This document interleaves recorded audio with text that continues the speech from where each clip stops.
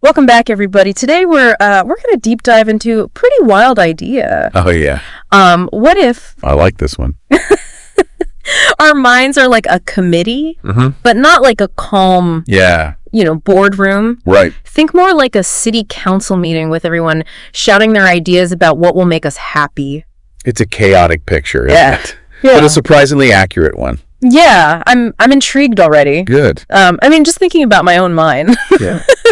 It does feel like a bunch of different me's are all trying to get their way. Exactly. And the sources you shared use this term becoming to describe how these different selves pop up. Becoming. Okay, break that down for me. Okay, so think about choosing a career. Okay. 1 minute, you're picturing yourself as a high-powered lawyer, right? Right. The next, you're daydreaming about opening a bakery. Okay. Each of those visions creates a mini world in your mind that's becoming, building an identity. So those daydreams aren't just random. They're actually mini realities my mind is constructing.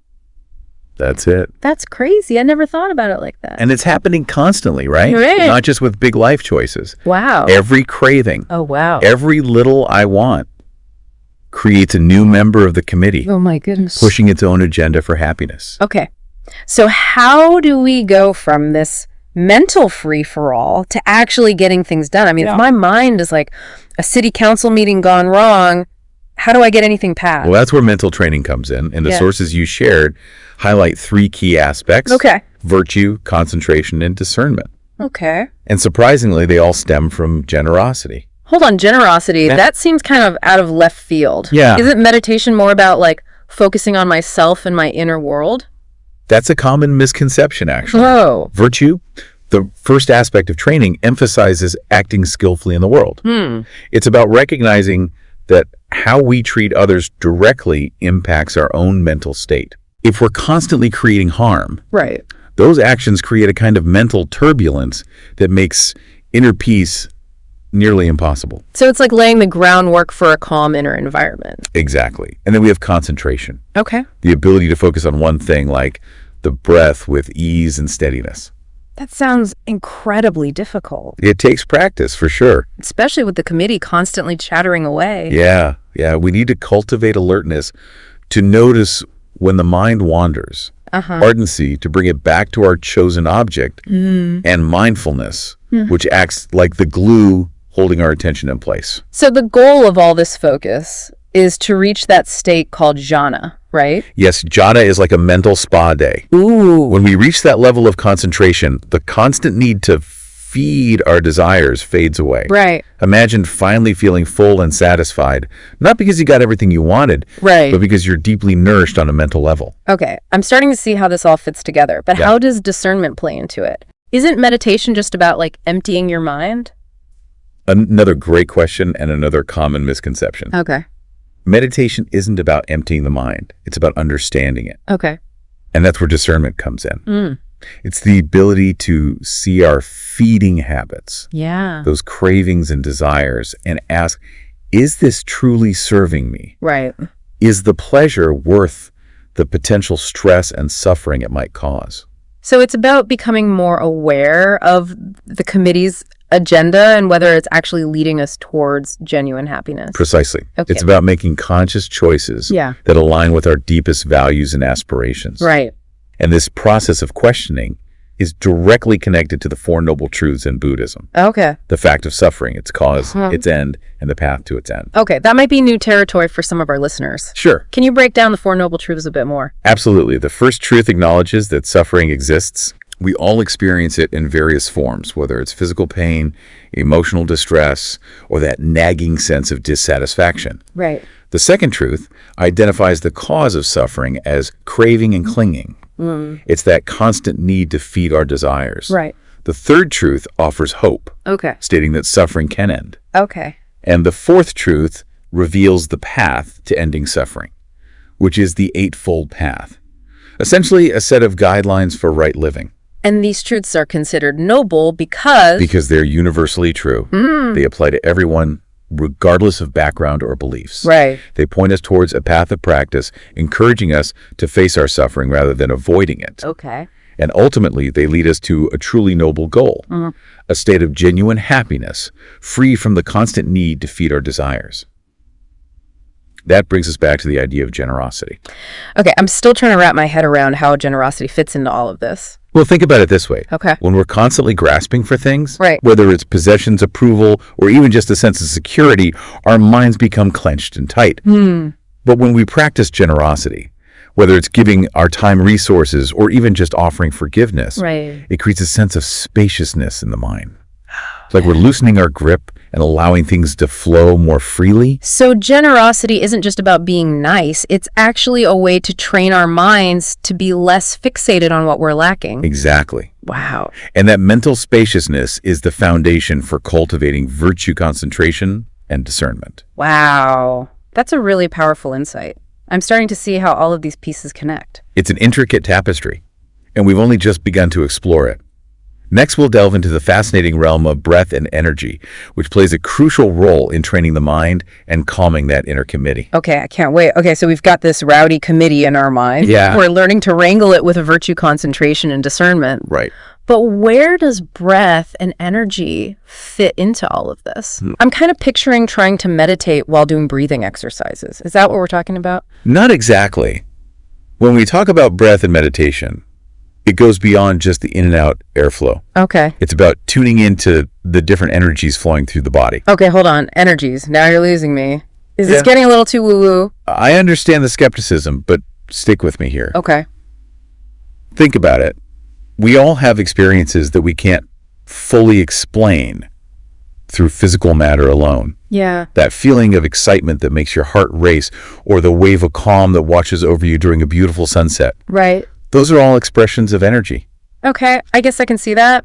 But how do we actually tap into these energies during meditation? Well, the in and out breath we usually focus on is actually a gateway to subtler energy flows. Imagine it like a river. Okay. The breath we feel in our nostrils is just the surface current. Right. But beneath that, there are deeper currents moving throughout the body. Okay, I'm following so far. So what are these deeper currents? There are two main types. First, we have moving energies.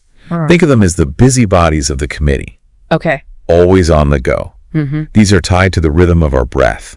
A great example is nerve energy. Yeah. It activates our breathing muscles and zips through our nervous system, carrying messages throughout the body. Right. Or blood flow, pumping and circulating, carrying oxygen to every cell. Okay, I can wrap my head around those. Pretty tangible. But what about the still energies? Right. The sources mention those, and that's where I start to get lost. Right. Still energies can seem a bit more mysterious. Okay. They're less about movement and more about a sense of presence. A feeling of fullness and stability in certain areas of the body. Yeah. You might experience them as a feeling of warmth in your chest, a tingling sensation in your palms, or a deep sense of groundedness in your feet. Okay, I'll admit, I'm having trouble picturing that. Are we supposed to be feeling this while we meditate? What if I just don't feel anything? It's not about creating these energies.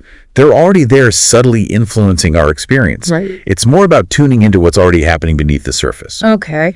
Think of it like turning up the volume on a song you've always been listening to, but only faintly. So how do we turn up the volume? It starts with shifting our focus from external observation to internal experience. Okay. Instead of just noticing the fact that you're breathing, Yeah. try to feel the sensations of each breath. Okay. Notice the coolness of the air as it enters your nostrils, the expansion of your chest and belly, the gentle release as you exhale. So it's not about forcing anything. It's about becoming more sensitive to what's already happening. Exactly. And remember, energy flows naturally. Right. If you find yourself straining or trying to force a feeling, you've likely lost touch with the subtle flow. Got it. Gentle awareness, not brute force. Yeah. Okay, but back to connecting this to the committee idea. How does all this energy stuff help us deal with that mental chaos? That's a great question. By becoming more aware of the breath and these subtle energies, Yeah. we're essentially bringing our attention to the present moment, the here and now. And that's where we have the most power to make skillful choices to respond to the committee's demands rather than simply reacting to them. So instead of getting swept away by every craving and desire, we're cultivating a sense of stability and grounding that allows us to see those cravings more clearly. Precisely. And that clarity is essential for discernment. Right. For asking those crucial questions about whether our desires are truly serving us. I'm starting to see how this all comes together. The The virtue, the concentration, the discernment, the breath, the energy, it's all interconnected. It's a beautiful system, really. Yeah. And the more we understand it, the more empowered we become to create a life of genuine happiness and fulfillment. I'm feeling a lot less lost now. We explored this whole idea of the mind as a committee, constantly proposing different paths to happiness. And we learned how virtue, concentration, and discernment can help us navigate those competing voices. Then we did a deep dive into the world of breath and energy. Right. And honestly, I went from pretty skeptical to seriously intrigued. That's great. But before we wrap up, I want to touch on something you mentioned earlier, this unconditioned dimension of the mind. It sounds pretty profound. Yeah. But I'm not sure I fully grasp what it means. It's a concept that often comes up in meditative traditions. Imagine it as a state of pure awareness, free from the constant tug-of-war of the committee. Okay. No cravings, no anxieties, just a deep sense of peace and presence. So it's like the committee finally takes a break. Yeah. And we get some quiet time? That's a good analogy. But it's more than just quiet. It's a state of being where we're no longer defined by our desires, our fears, or even our thoughts. It's a glimpse into the vastness of our true nature. Wow. Okay. So how do we actually access this unconditioned dimension? Is it like a secret level we unlock in the meditation game? Think of it more as a gradual unfolding. As we cultivate virtue, our actions become more aligned with our deepest values, creating a sense of inner harmony as our concentration deepens. The chatter of the committee quiets down, and we experience moments of profound stillness and clarity. And as our discernment grows, we begin to see through the illusions of our desires, recognizing those that lead to genuine happiness and those that only keep us stuck in a cycle of craving and dissatisfaction.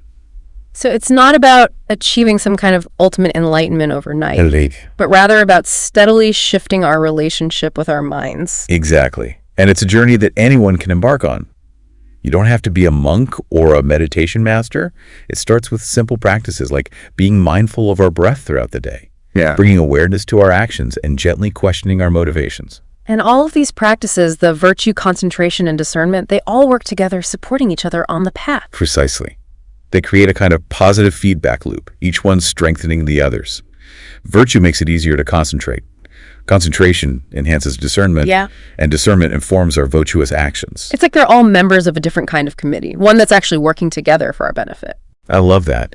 And the amazing thing is the benefits of this training extend far beyond our meditation cushions. Oh, right. As we become more present, more aware, and more discerning, those qualities naturally ripple out into all aspects of our lives. So we're not just cultivating inner peace for ourselves. Right. We're actually contributing to a more peaceful and harmonious world. Exactly. And remember, generosity is the fuel that keeps this virtuous cycle going. Right. When we give freely of ourselves, whether it's our time, our resources, or even just a kind word, we break free from the self-centered grip of the committee and open ourselves to a deeper sense of connection and joy. This has been such an illuminating deep dive. I feel like I've gained a whole new perspective on how my mind works and what it truly means to find happiness. It's been a pleasure exploring these concepts with you. Remember, dear listener, the journey to a more peaceful and fulfilling life begins with a single step. Start by simply noticing your breath, being kind to yourself and others, and asking those important questions about what truly matters to you. And perhaps with dedicated practice, we can all experience a taste of that unconditioned dimension, a glimpse into the boundless freedom and peace that lies within each and every one of us. Thanks for joining us on this deep dive.